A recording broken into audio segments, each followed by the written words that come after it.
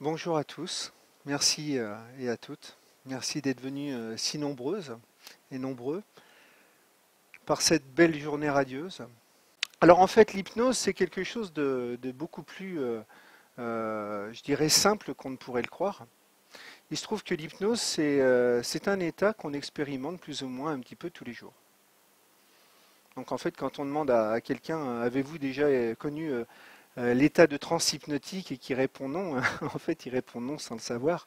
Parce que tous les jours, on expérimente toujours un petit peu, je dirais, des moments de rêverie. Est-ce que vous avez tous été face à cette situation où parfois on est en train de conduire et puis on est tout simplement dans la lune, comme vous dites. Il y a un moment où on est en train de conduire et puis les 5 dernières minutes, ou peut-être moins, ou peut-être plus, nous ont échappé d'une certaine manière. Ou tout du moins, on n'a pas eu toutes les informations, pas conscience de toutes les informations. Pourtant, pendant ce temps, on a passé les vitesses, on a passé peut-être un rond-point, tout s'est très bien passé. Voilà. Alors voilà un exemple de moment où on connaît des états de conscience qu'on va appeler modifiés. C'est un état modifié de conscience. Alors il y a plein de moments où on a des états de modifié de conscience. Quand vous lisez un bon bouquin, des fois, un bon bouquin, moi ça m'arrive de lire un bouquin et puis de me dire qu'est-ce que j'ai lu dans les 15 dernières lignes là. Voilà, et puis pourtant on a parcouru les lignes, on a parcouru les mots un à un, mais il y a une partie de nous qui a capté l'information, mais il y a la partie consciente qui ne l'a pas captée. Souvent quand on lit avant de s'endormir, ça fait ça, hein. Et puis il y a plein d'autres moments comme ça où on est dans des états de conscience modifiés. Voilà, dans la vie de tous les jours, il y a des personnes qui connaissent des états de conscience modifiés quand ils courent. Ils courent et puis ils se disent, ouh là là, je ne me suis pas rendu compte des derniers kilomètres. Voilà. Ou alors quand on écoute quelqu'un, et puis qu'à un moment donné, d'une certaine manière, il y a le monde autour qui commence à disparaître un petit peu, ou alors qu'on en a un petit peu moins conscience. Ça aussi, c'est un état modifié de conscience. Ou alors quand on regarde un film, des fois, on arrive au cinéma, on regarde le film. Au début, on est conscient des personnes qui sont autour. Et puis, d'un coup, sans qu'on s'en rende compte, hein, parce que ça se met d'une manière insidieuse en place, eh bien, le monde autour disparaît. Le gars qui bouffait du popcorn derrière, on s'en rend plus compte.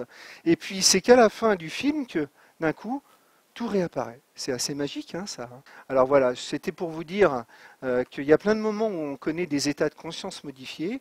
C'est ce que l'on utilise en hypnose, les états de conscience modifiés. On utilise ça en hypnose et je dirais que le rôle de l'hypnothérapeute, c'est peut-être d'amplifier cet état. Amplifier cet état pour qu'il soit encore plus profond, même si la profondeur de l'état hypnotique n'est pas un élément déterminant pour l'efficacité, hein, de l'hypnose.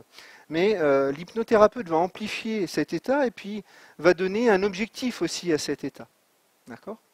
Il y a plein de moments où on est dans la rêverie et puis où il se passe des choses sans qu'on ait un objectif particulier. Il y a des personnes qui se mettent à méditer. Voilà. Elles se mettent à méditer et puis pendant un quart d'heure, une demi-heure, une heure, elles vont fixer leur attention sur un seul élément. Et là, ça va leur faire du bien. Rien que le fait de se fixer pendant un certain temps sur un seul élément, ça fait qu'une partie de nous se calme, le mental, ce qu'on appelle le mental, notre conscient. Il se calme d'une certaine manière, et puis c'est comme s'il y a une partie de nous qui va avoir une amplitude supplémentaire pour faire plein d'autres choses. Quand quelqu'un fait de la méditation, ben, il utilise ça pour quoi?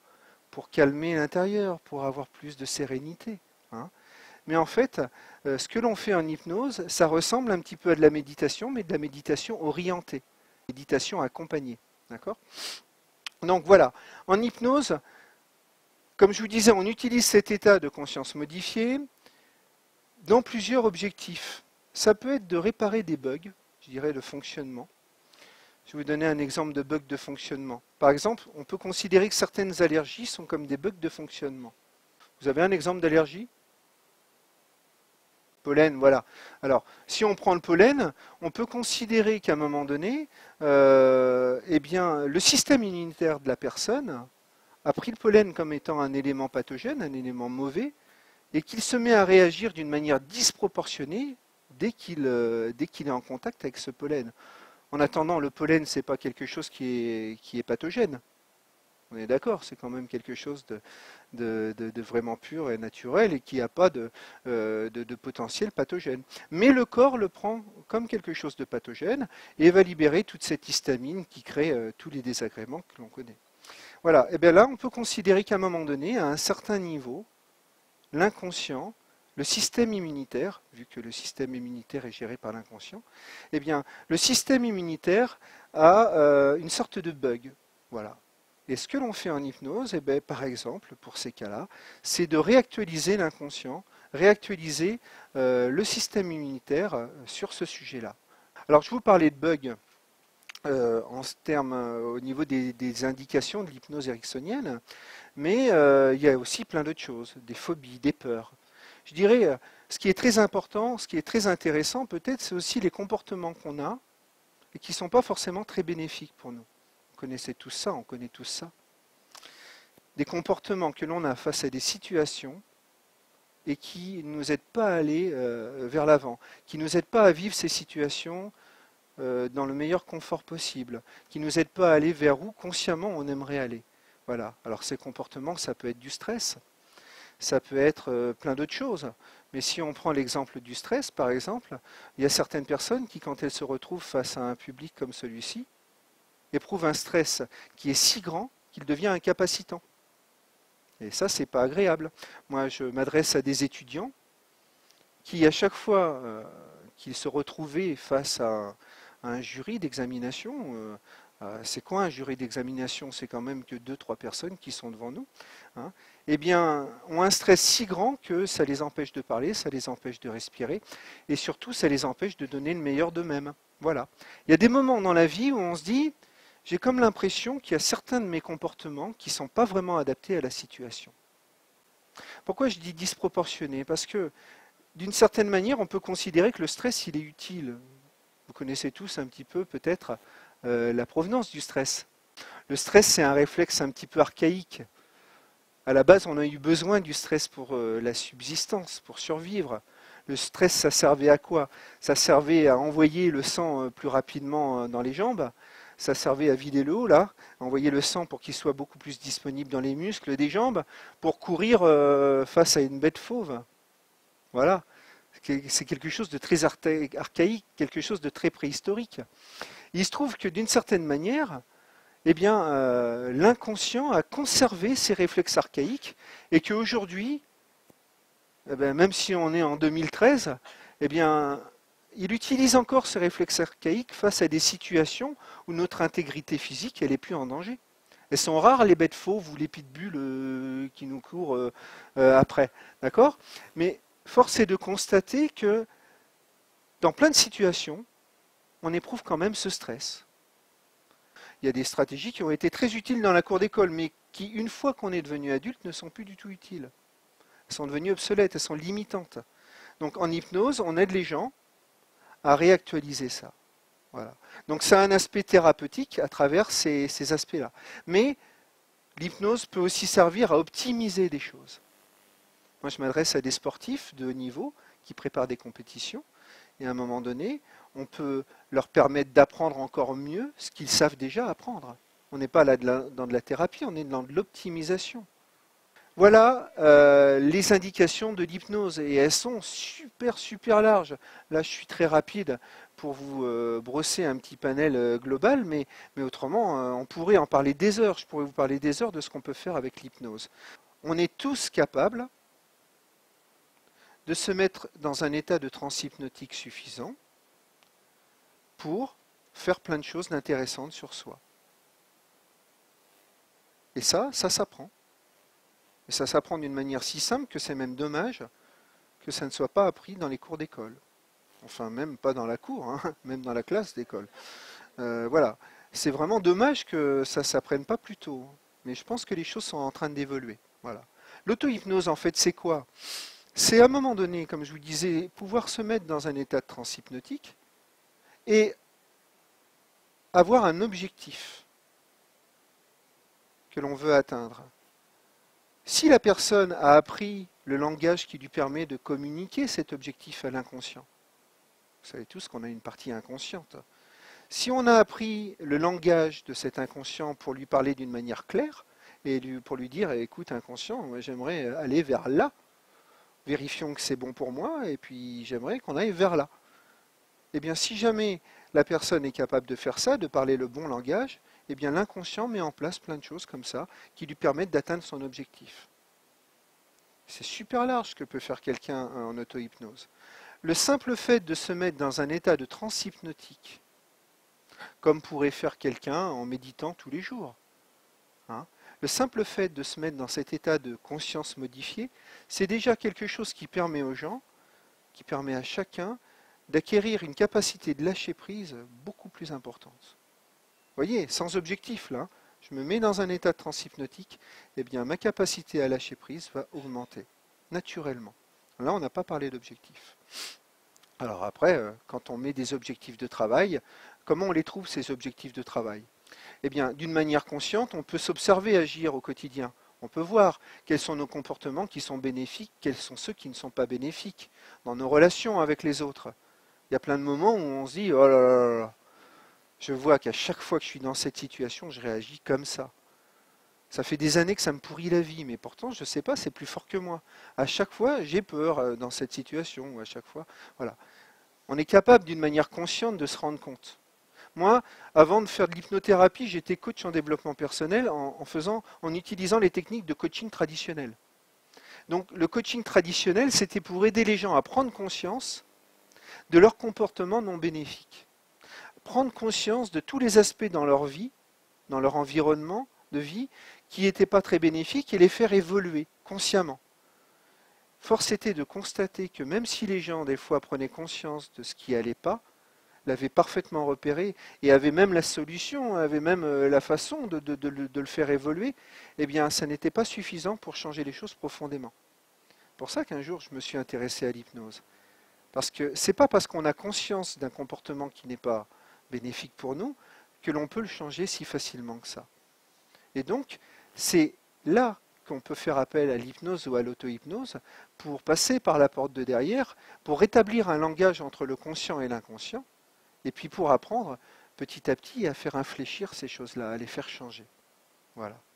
Alors, peut-être est-ce que vous avez envie d'avoir une vision un petit peu plus pragmatique de l'auto-hypnose. Vous allez me dire, je vous parlais tout à l'heure, se mettre dans un état de transe hypnotique. À part ceux qui ont vécu déjà peut-être des séances d'hypnose, peut-être est-ce que vous ne savez pas trop comment faire pour vous mettre dans un état de transe hypnotique. Comme je vous disais tout à l'heure, il y a plein de moments dans la journée où on vit des états comme cela. Si vous utilisiez juste votre observation et votre imagination, vous arriveriez peut-être à trouver des techniques qui peuvent vous mettre dans un état de rêverie. D'accord ? Mais il en existe des centaines de façons. On appelle ça l'induction hypnotique. C'est ce que va vous faire un hypnothérapeute à chaque fois que vous arrivez en début de séance. Il va faire une induction hypnotique qui va vous faire baisser votre niveau de conscience. Eh bien, il existe des dizaines et des dizaines de solutions pour faire ça. Alors, par exemple, je vais vous en donner quelques-unes. Vous voulez ? D'accord. Alors, une technique qui est sympa, ça s'appelle la spirale sensorielle. Spirale sensorielle, vous allez prendre des éléments qui sont en rapport avec le visuel. Alors, premièrement, sans fermer les yeux, en regardant les choses autour de vous. Et puis, vous allez fixer votre attention sur ces éléments d'une manière à vraiment les observer, à être complètement dedans, observer la forme, le reflet, la couleur d'un élément que vous avez devant vos yeux. Et puis, vous allez prendre un élément visuel comme ça. Après, vous allez passer à quelque chose de auditif. Là où quelques instants avant, vous étiez en train d'observer peut-être un interrupteur qui était à quelques mètres devant vous et d'en voir toute la forme, le reflet, la couleur, là vous allez vous concentrer plutôt sur des bruits extérieurs qui sont. Voilà, peut-être les voitures qui passent, peut-être d'autres choses. Je n'ai pas prévu aujourd'hui qu'on fasse des ateliers pratiques, hein. Mais c'est juste pour vous expliquer la technique. Et on est passé à du visuel, de l'auditif, après on passe à du kinesthésique. Le ressenti intérieur. Voilà. On est passé du visuel à de l'auditif à du kinesthésique. Et quand on a fait ça, on revient à du visuel, auditif, kinesthésique. Et on fait ça comme dans une spirale. Et on se rend compte que si jamais vous focalisez votre esprit sur des éléments comme cela, eh bien ça modifie votre état de conscience. ça modifie l'état de conscience, et petit à petit, on arrive à un état de conscience suffisamment modifié pour être en contact avec son inconscient. Et c'est là que les choses intéressantes arrivent. Parce qu'on n'a pas l'habitude d'être en contact avec notre inconscient. C'est quelque chose qui n'est pas trop habituel pour la plupart des gens. Donc, on se met dans un état de conscience modifié par une technique comme celle-ci, et comme je vous dis, c'est intéressant parce que même quelqu'un qui n'a jamais fait d'auto-hypnose ou d'hypnose, il suffit qu'elle le fasse une ou deux fois pour arriver à le faire elle-même. Moi j'ai des clients en séance d'hypnose à qui j'apprends à faire de l'auto-hypnose, et je leur fais tester des choses comme ça. Et puis je leur fais goûter peut-être 5, 6 techniques différentes. Et puis à un moment donné, il y en a une qui retiennent particulièrement parce qu'elle leur correspond profondément. Donc, je vous parlais de la spirale sensorielle. Vous avez compris qu'on passe du visuel, auditif, kinesthésique et qu'on y revient, et que petit à petit, ça fait baisser notre niveau de conscience. Mais il y a plein de choses qui peuvent permettre aussi de faire la même chose. Par exemple, fermer les yeux et essayer de visualiser un lieu de transe. Là, on est vraiment dans le basique de l'auto-hypnose. C'est-à-dire, je ferme les yeux et je vais essayer d'imaginer, d'abord visuellement, peut-être pour les visuels, un lieu dans lequel j'aimerais me retrouver à chaque fois, un petit jardin secret, dans lequel je vais aller à chaque fois, et à chaque fois que je vais aller dans cet endroit-là, ça va avoir pour effet de me faire passer dans un état de conscience différent. Voilà. Et puis les gens, ils commencent par construire ce petit lieu, un petit peu comme si on construisait un lieu avec des Legos ou je ne sais pas quoi, ou alors comme un metteur en scène qui construirait un décor. Voilà, ils construisent ça petit à petit. Et quand ils ont fini d'y ajouter les éléments visuels, on peut y rajouter les éléments auditifs. Est-ce qu'il y a des oiseaux? Est-ce qu'il y a un bruit d'eau? Est-ce qu'il y a un bruit de moto? Dans mon lieu, là où j'ai envie de retourner à chaque fois pour faire de l'auto-hypnose. Voilà. Et puis après, on y ajoute des éléments en rapport avec le kinesthésique. Alors, est-ce que je ressens du vent? Est-ce qu'il y a de la chaleur? Voilà. On y ajoute suffisamment d'éléments pour que l'expérience soit la plus complète possible. Et plus cette expérience est complète, plus on rentre dedans. Et on se rend compte que pendant qu'on s'est occupé d'imaginer toutes ces choses, on a complètement oublié le monde qui était autour de nous. Déjà, on avait les yeux fermés, ça nous y a aidé. Mais en plus, on se rend compte qu'à l'intérieur, des choses sont différentes. Le rythme des pensées a déjà changé. Le rythme du corps a changé. La respiration peut-être a évolué. Il y a plein de choses qui changent à l'intérieur. Et on sent profondément que les choses ont évolué. Donc, voilà une autre façon de se mettre dans un état de transe hypnotique. Il existe aussi la vision périphérique, qui permet de se mettre dans un état de transe hypnotique en gardant les yeux ouverts. On peut très bien, vous allez peut-être faire cette expérience, peut-être fixer ce point-là, ce petit autocollant qu'il y a sur le tableau. Peut-être est-ce que vous pouvez fixer d'autres choses, si vous préférez. Si jamais vous fixez un point, vous vous rendez compte que vous pouvez être conscient de tous les éléments qui sont autour, malgré le fait que vous fixez le point. C'est-à-dire que, madame, vous êtes en train de fixer ce point, mais par contre, vous voyez ma main qui bouge là. Et en fait, c'est ça une vision périphérique. S'entraîner à prendre conscience d'une globalité. On a l'habitude d'être focalisé sur un seul élément à la fois, mais on peut à un moment donné être conscient d'une globalité. Et le fait de regarder une globalité de choses et d'augmenter d'une certaine manière son niveau de conscience, son niveau de perception, fait modifier notre état de conscience et nous fait rentrer dans un état de transe hypnotique. En hypnose ericksonienne, il n'est pas nécessaire d'être dans un état de transe profond pour créer des changements. On peut être dans un état de transe très léger. Quand je vous dis ça, ça me fait penser à la télé. Vous vous rendez compte, à chaque fois qu'on regarde la télé, comme on part dans un état de transe d'une certaine manière hypnotique, c'est pour vous dire que dans cet état-là, nos perceptions, notre inconscient, il est open d'une certaine manière et on en prend des choses. C'est incroyable tous les moments dans la vie de tous les jours où on se trouve dans des états modifiés de conscience et où on est encore plus perméable aux suggestions extérieures. Voilà. Donc voilà pour les façons de créer un état de transe hypnotique. Après, C'est bien beau de se mettre dans un état de transe hypnotique, comme je vous disais tout à l'heure, rien que le fait de faire ça peut vous faire suffisamment de bien, en termes de lâcher prise, en termes de relaxation, mais c'est bien d'avoir un objectif aussi. Quand on est dans un état de transe hypnotique, on est en phase avec son inconscient, on est en contact avec son inconscient. Quand on est en contact avec quelqu'un, on a besoin de mettre en place un dialogue avec lui. L'inconscient, c'est quelque chose. Comment est-ce qu'on pourrait le définir? Peut-être est-ce qu'on pourrait le définir en disant que c'est tout simplement tout ce dont on n'est pas conscient. L'inconscient, c'est quelque chose qui gère énormément de choses chez nous. Ça gère toutes les fonctions vitales. À chaque fois que l'on marche, on ne réfléchit pas à chaque élément, chaque petit muscle qui doit bouger pour faire avancer chacune de nos jambes, tous les éléments en rapport avec l'équilibre, on ne réfléchit plus à tout ça. C'est devenu d'une certaine manière automatique. L'inconscient, il gère chacun de nos mouvements. Il gère toutes les fonctions vitales, le rythme du cœur, le rythme respiratoire auquel on ne pense pas toujours. Et il gère toute l'homéostasie du corps, tous les réflexes, tout ça. Il gère tout ça. Donc c'est quand même gigantesque ce que fait l'inconscient. L'inconscient, c'est quand même une entité qui est aussi responsable de tous nos apprentissages, qui est responsable de gérer, de trier un petit peu tout ce que l'on perçoit et de le mettre dans des tiroirs, de le ranger dans des tiroirs différents pour qu'on puisse y réaccéder par la suite. C'est quand même gigantesque tout ce que fait l'inconscient. Mais à un moment donné, on se rend compte que l'inconscient, cette partie-là de nous-mêmes, parce que c'est une partie de nous-mêmes, elle a un langage différent. L'inconscient, il utilise du langage symbolique. Il utilise le langage des rêves. Tout le monde fait des rêves.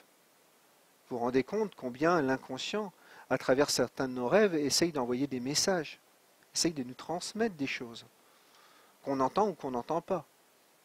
Les rêves, c'est quand même une partie quand même très intéressante peut-être. Il y a plein d'autres façons que l'inconscient utilise pour nous transmettre des messages, des intuitions. Qui est-ce qui est en phase vraiment avec son intuition? On n'apprend pas vraiment dans nos sociétés à développer cette faculté-là. C'est une chose qu'on peut énormément développer en auto-hypnose ou en hypnose. Le langage de l'inconscient, c'est un langage différent. Si à un moment donné, on veut pouvoir s'adresser à lui, si on veut pouvoir lui donner des objectifs, lui transmettre des axes d'action, des axes de changement, il faut pouvoir lui parler d'une manière qu'il va comprendre. Et donc, il faut apprendre à parler cette symbolique-là, il faut apprendre à parler inconscient. Mais c'est beaucoup plus simple que l'on ne le croit. Bien entendu, il y a une symbolique, comme je vous disais, mais on a tous une symbolique à laquelle on est relativement proche. On connaît tous, on est tous élevés dans la même société. Il y a des choses qui, au point de vue symbolique, parlent plus ou moins à tout le monde. Hein. Mais ce n'est pas suffisant. L'inconscient, il a besoin d'intention, il a besoin d'émotion. Vous pouvez imaginer une émotion. Si jamais je vous demande d'imaginer de la joie, là, maintenant, est-ce que vous pouvez vous référer à un moment où vous avez récemment éprouvé une forte joie? Si vous faisiez cet effort, si vous fermiez les yeux quelques instants, vous arriveriez très facilement à vous rappeler un moment où vous avez éprouvé de la joie. Et le fait de vous rappeler ce moment va faire que vous allez ressentir petit à petit quelque chose qui ressemble à de la joie. Et plus vous allez essayer de vous remémorer précisément ce moment, plus cette joie elle va grossir à l'intérieur. On peut se remémorer une émotion. Ce qui fait que la personne qui veut visualiser quelque chose comme de la confiance en elle, il va être beaucoup plus facile, beaucoup plus efficace pour elle si elle veut que l'inconscient la comprenne, qu'elle y ajoute l'image, le bruit et le ressenti intérieur. Et là, l'inconscient, au-delà des mots, il va se dire, je comprends ce que tu veux là. Merci d'avoir utilisé des mots qui me parlent ce coup-ci. Merci d'avoir utilisé des choses qui me parlent. Et là, on peut demander à l'inconscient d'aller vers ça. Quand on fait de l'auto-hypnose, en plus, c'est super facile. Regarde, on n'est pas obligé d'utiliser des ronds de jambes et tout. Son inconscient, c'est nous-mêmes. Donc, pas besoin d'utiliser des ronds de jambes envers soi-même. Voilà, regarde vers où je vais aller, clac, clac, clac, clac. On peut visualiser l'inconscient comme étant une partie de nous-mêmes. Moi, certaines personnes l'imaginent comme une entité un petit peu à l'intérieur, comme lui donne un visage, d'autres lui donnent une forme, un symbole, peu importe. Mais à un moment donné, on peut dire à cet inconscient, voilà, je veux aller vers ça. Et le fait de l'avoir visualisé de cette manière-là a fait que, eh bien, il aura tout de suite compris l'objectif et il va nous permettre d'y aller beaucoup plus facilement. Voilà. Donc, se mettre dans un état de transe hypnotique, c'est une chose, en auto-hypnose, mais il faut aussi savoir fixer un objectif à son inconscient. Je vous donne un autre exemple de symbolique, puisqu'on parle de langage avec son inconscient. Imaginez que vous ressentiez une émotion, que cette émotion, elle soit disproportionnée par rapport à la situation, pour reprendre cette sensation de stress dont on parlait tout à l'heure. Où est-ce qu'on la ressent généralement, une émotion de stress? Voilà, dans le ventre, ou alors là, hein, on la ressent vers là. Eh bien, peut-être est-ce que pour demander à l'inconscient de se libérer de cette émotion, de la faire s'en aller, il y a des choses beaucoup plus efficaces que dire inconscient, s'il te plaît, libère-moi de ça. D'accord? Il est possible que l'inconscient le comprenne, parce que derrière vos mots, il va y avoir une intention. Et l'intention, l'inconscient, c'est la lire. Mais au-delà de ça, je vous propose un truc. Imaginons que cette émotion, vous lui donnez comment ça s'appelle, une forme, ou une matière, ou une substance. Et que vous imaginiez que vous tirez une chasse d'eau, par exemple. Et que cette chasse d'eau fait que tout ça va se mettre à tournoyer et s'en aller, clac, clac, clac. Vous visualisez ça quand vous êtes dans cet état de transe hypnotique. Eh bien, c'est super parlant, je ne sais pas ce que vous en pensez, mais ça me semble beaucoup plus parlant. Et là, visuellement, c'est quelque chose que l'inconscient est à même de beaucoup mieux comprendre. Voilà. Donc il y a un langage à prendre pour que l'inconscient comprenne ce que l'on veut faire. Il n'y a pas besoin de faire ça tous les jours. Dans l'exemple dont je vous parlais à l'instant, là il s'agissait de se libérer d'une émotion ponctuelle. Bien entendu, si la situation présente a des raisons de nous créer du stress et que ce stress est utile, on ne racontera pas de bêtises à l'inconscient. Lui, son objectif principal de l'inconscient, c'est de préserver notre intégrité physique et psychique. Si jamais la situation actuelle représente un réel danger pour l'intégrité physique ou psychique, on ne lui racontera pas des bêtises. Hein. Il ne sera pas dupe. Par contre, si jamais notre réaction, comme je vous le disais tout à l'heure, elle est vraiment exagérée par rapport à ce que demanderait la situation d'une manière raisonnable, eh bien là, on peut lui demander d'ajuster ça. On peut lui dire « Merci de m'envoyer cette sensation. Par contre, là, elle est disproportionnée par rapport à ce que j'ai besoin. Alors, s'il te plaît, permets à ça de s'en aller et remplace-le, tiens, si possible, par d'autres choses. » Hein? Alors on va reprendre encore la sensation de stress face à une situation, ben remplace-le par remplace cette sensation que j'ai éprouvée là. Alors on tire la chasse d'eau, ça s'en va, et puis mets à la place de la lumière, quelque chose d'agréable, de la joie. Alors je ne sais pas comment vous allez pouvoir symboliser de la joie ou de la lumière. La lumière c'est facile, une boule de lumière, je ne sais pas. Mais de la joie, une émotion de joie. Vous pouvez vous imaginer en train d'être tout radieux, de sauter en l'air, exagérer même l'image. Le but, c'est que l'inconscient comprenne. D'accord? Voilà, donc c'est ça le truc. À un moment donné, c'est de savoir parler à son inconscient. Et c'est quelque chose qui s'apprend. C'est quelque chose qui se développe et qui est beaucoup plus simple qu'on ne le croit. Ça peut se développer soi-même par des lectures, il y a plein de livres qui sont super efficaces sur l'auto-hypnose. Et ça peut se développer à travers des séances d'hypnose aussi. Moi, je fais des séances d'hypnose à des gens pour leur apprendre à faire de l'auto-hypnose. Ça peut se développer à travers plein de choses comme ça. Voilà. Auto-hypnose. Vous avez donc compris à quoi ça pouvait servir. Vous avez compris qu'il faut passer par une phase d'induction pour faire baisser son niveau de conscience. Et à partir de ce moment-là, l'inconscient est suffisamment à l'écoute, on est suffisamment en contact avec son inconscient pour faire quelque chose. Faire quelque chose, ça va être faire évoluer un comportement, ça va être se libérer d'une émotion passagère, ça va être acquérir une capacité bien meilleure, un apprentissage à faciliter ou quoi que ce soit.